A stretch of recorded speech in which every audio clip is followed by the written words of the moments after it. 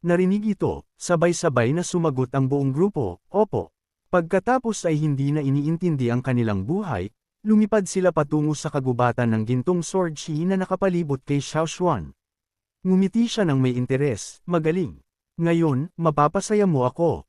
Matapos iyon, itinaas niya ang kanyang kamay na may hawak na pamaypay at kinawayan ng sword chi patungo sa mga taong iyon. Ang sword chi ay umulan, lumilipad pabalik-balik sa hangin. Pinahirapan niya ang mga Luyon sect elders, pinaghihiwa at pinagsasaksak na parang ganap na halimaw, na nagpatalsak sa kanila ng walang balanse. Nagsimula silang sumigaw na parang maliliit na bata, Aniya. Tulong. Huwag. Huwag kang lumapit pa. Lumutang si Xiao Xuan sa hangin, kalmado, na may higanteng kamay sa likuran niya na may hawak na napakalaking espada na gawa sa purong chi, na papalibutan ng isang kawan ng mas maliliit na energy blades. Tumingin siya sa mga elders na nakakalat sa lupa at humalaklak, iyan lang ba ang kaya nyo?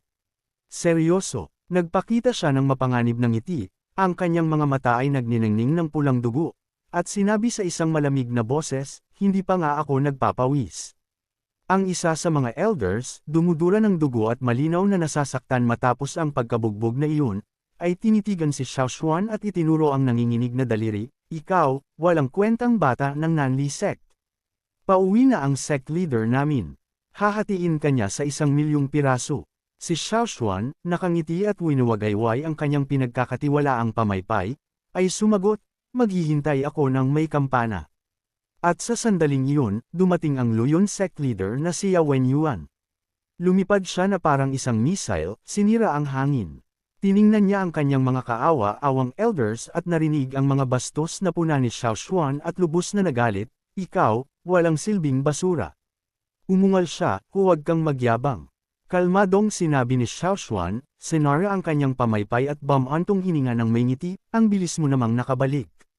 Sa isang pitik ng kanyang pulso, inutusan niya ang higanteng kamay at ang Xuan sword na harangan ang papalapit na asul na talim ng lumang sect leader.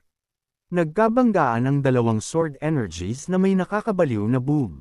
Ngunit ang espada ni Wen Yuan ay tumagos mismo sa energy blade ni Xiao Xuan at pagkatapos ay nagsimulang manginig ng husto ang energy sword sa higanteng kamay bago sumabog sa isang kahangahangang, nakakapagpiling na kaboom.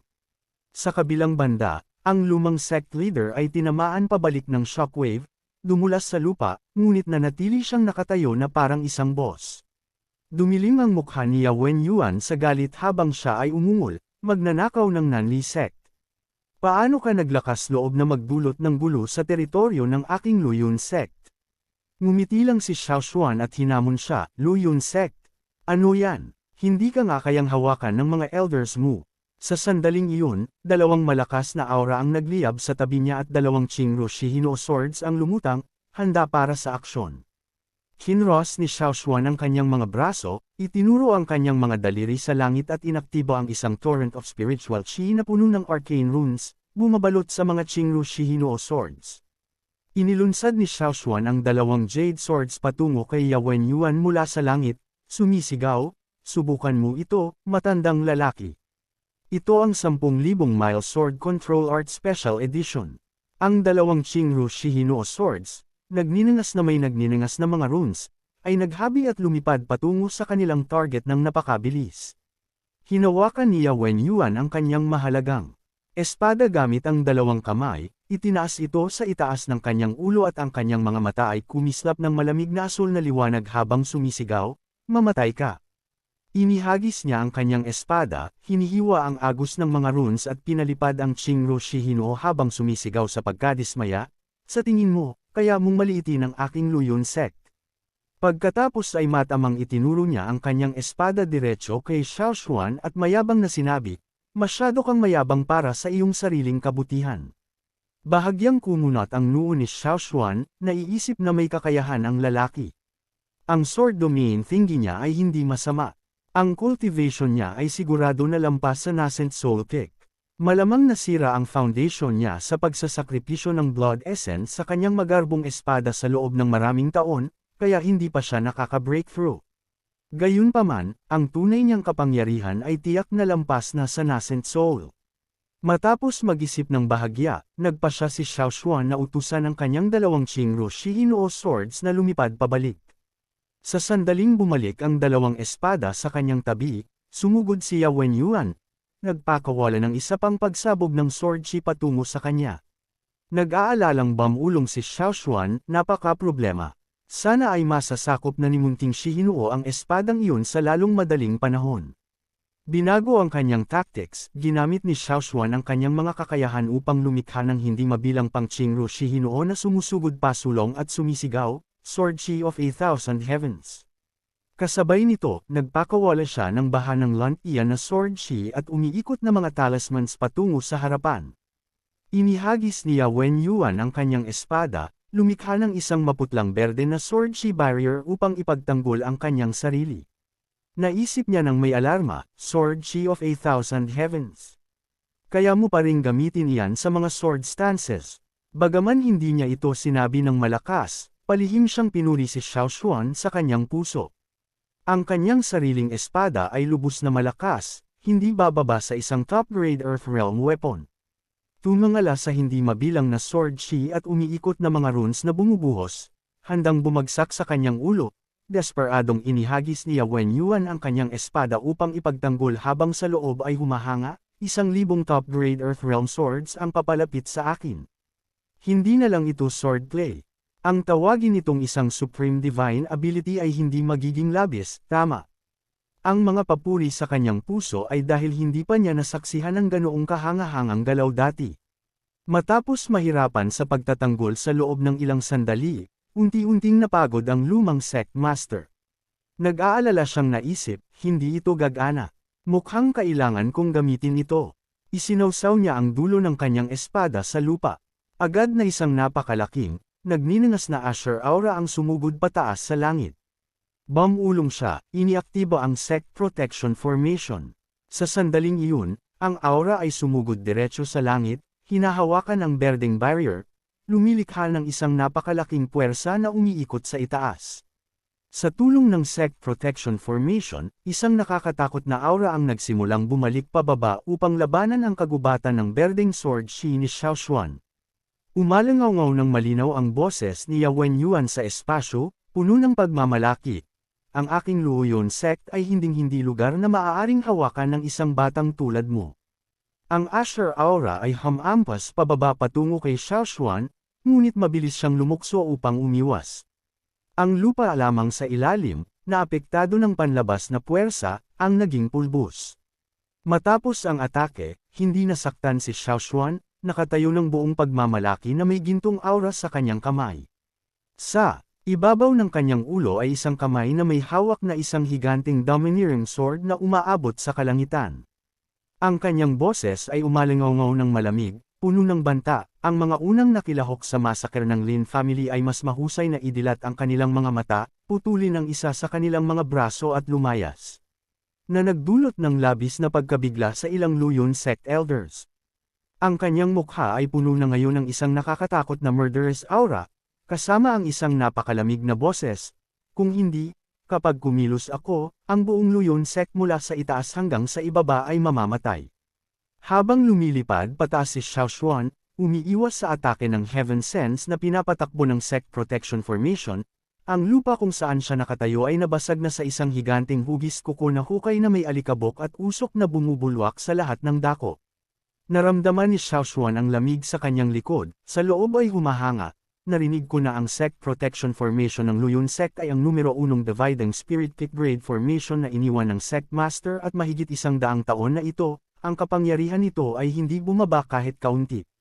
Naalala niya ang Asher Aura na may nakakatakot na kapangyarihan mula kanina, na agad na bumasag sa lahat ng kanyang Sword Chi of 8,000 Heavens. Pagkatapos ay kumunat ang noo niya ng may pag-aalala, ang mga illusory forms ng mga Roshihinoo swords na tinangay ay nawala na lahat. Mukhang kailangan kong maging mas maingat. Habang siya ay nag-iisip ng may pagkalito, bigla mula sa ibaba ng Luoyuan Sect, isang malakas na kulay ube na aura ang sumugod pataas, tumagos sa barrier.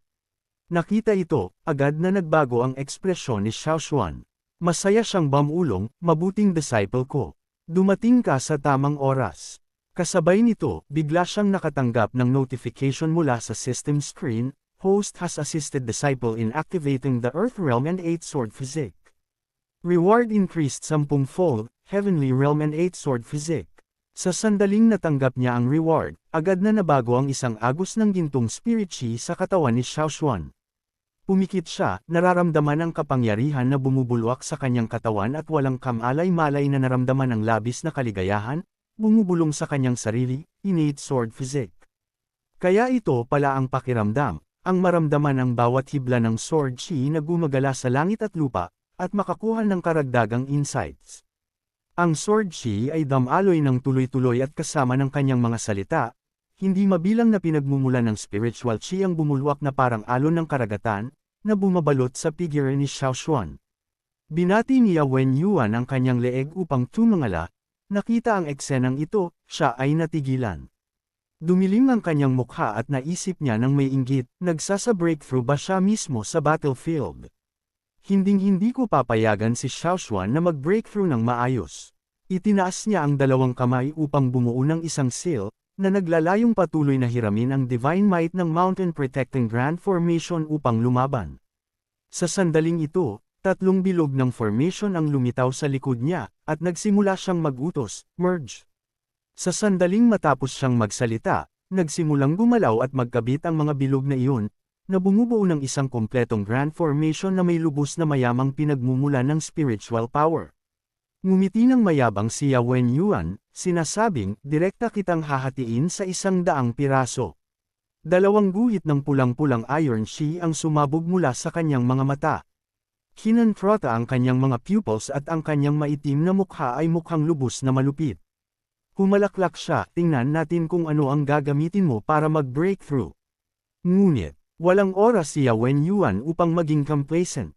Ang luntiang spiritual chi sa likuran niya ay biglang inalis, na nagdulot sa kanya upang balingan ang kanyang ulo at sumigaw sa pagkabigla, ano ang nangyayari? Bakit hindi nakikinig sa akin ang Mountain Protecting Grand Formation? Sa ngayon, ang Circle Formation na nilikha niya ay ganap nang nawala at ang barrier ng Mountain Protecting Grand Formation na nagpoprotekta sa Luoyun Sect ay sumailalim din sa malalim na pagbabago. Ang ibabaw nito ay pabago-bago. Kasabay nito, natapos na ni Xiaoshuan ang proseso ng breakthrough, ang kanyang katawan ay protektado ng isang malakas na gintong aura. Tiningnan niya ang sitwasyon at ngumiti ng mapangut siya, mukhang hindi na kaya ng sect leader mo.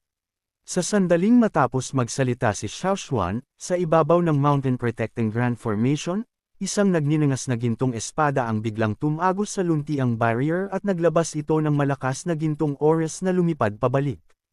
Itinaas ni Xiaoshuan ang 2 daliri upang ipasa ang kanyang chi upang sakupin ang mahalagang espada at malinaw na sinabi, sa inyong Luoyun Sect's Mountain Protecting Grand Formation, talagang nagtago kayo ng isang tunay na Luoyun sword. Talagang gusto ninyong nakawin ang isang hindi pinong sword grimoire ng Lin family. Hindi nagtagal, nakalikha siya ng isang malaking kamay na gawa sa chi at inabot upang hawakan ang espada. Pagkatapos ay dahan-daang nagpatuloy ng may mapangut siya, kahit hindi nagtitipid ng essence blood para alagaan ang sword grimoire, nakakatawa. Ilang segundo lang, kinontrol ni Xiaoshuan ang kamay na iyon upang hawakan ang sword hilt, hinayla ito palabas ng Mountain Protecting Grand Formation. Matapos mahigpit na hawakan ang Luoyun sword sa kanyang kamay, tiningnan ni Xiaoshuan ang sect leader ng Luoyun Sect at bahagyang ngumiti, inaanunsyo, dahil sa immoral mong pamumuno, babawiin ko ang Luoyun sword. Tungkol naman sa iyo, magbayad ka sa buhay ng mga namatay sa Lin family noong taon na iyon. Matapos magsalita, itinuro ni Xiaoshuan ang 2 daliri kay Ye Wen, inihagis ang Luoyun sword at sinaksak diretsyo pababa mula sa itaas. Natigilan ang huli, tumangala sa espada na handang lumapag sa kanya. Sa takot, tinakpan ang kanyang ulo ng 2 kamay at sumisigaw sa takot, hindi. Hindi, hindi. Bumulusok ang espada na may lubos na nakakatakot na mapanirang kapangyarihan, hinahati ang lahat sa ibaba sa 2 sa isang hiwa, na nagresulta sa isang malaking bitik na bumiyak sa mga meditation halls ng Luoyun Sect sa lupa. Hindi ito naiiba sa isang bangin na kakagawa pa lang. Isang pagyanig, lumabas ang mga usok. Ilang elders ng Luoyun Sect ang nakasaksi sa eksena sa itaas at lubos na natakot, nanginginig ang kanilang mga katawan. May isa na tumingin pababa sa bangin, umuulan ng pawis at nauutal sa takot, ito ay gustong putulin ang buong tuktok ng Luoyun Sect. Nakatayo ng matayog si Xiao Xuan sa tabi ng malaking Luyun sword, ang kanyang domineering aura ay umaabot sa langit. Ang kanyang malamig na boses ay umalingaw-ngaw na may banta, ang mga taong unang nakilahok sa massacre ng Lin family ay dapat idilat ang kanilang mga mata, putulin ang isa sa kanilang mga braso at lumayas. Ang ilang elders ng Luyun sect na nakarinig nito ay natakot. Ang kanyang mukha ay nagpakita ng nakakatakot na murderous aura sa oras na ito, at ang kanyang boses ay kasing lamig ng yelo. Kung hindi, hintayin ninyo hanggang sa kumilos ako, lahat ng tao sa itaas at sa ibaba ng Luyun sect ay mamamatay. Isang elder ang nagpababa ng kanyang mukha, umaagos ang luha sa kanyang mukha, puno ng pagsisisi at nakiusap sa basag na boses, ang anak ko po ay nasa sect pa. Wala po siyang ginawang masama. Kasalanan ko po. Nang walang pag-aatubili, itinaas niya ang kanyang espada at kusang loob na pinutol ang kanyang kaliwang braso, nagpatuloy sa pagmamakaawa, pakiusap, iligtas niyo po ang anak ko. Like, comment, share, and subscribe naman dyan mga ito go. Maraming salamat po.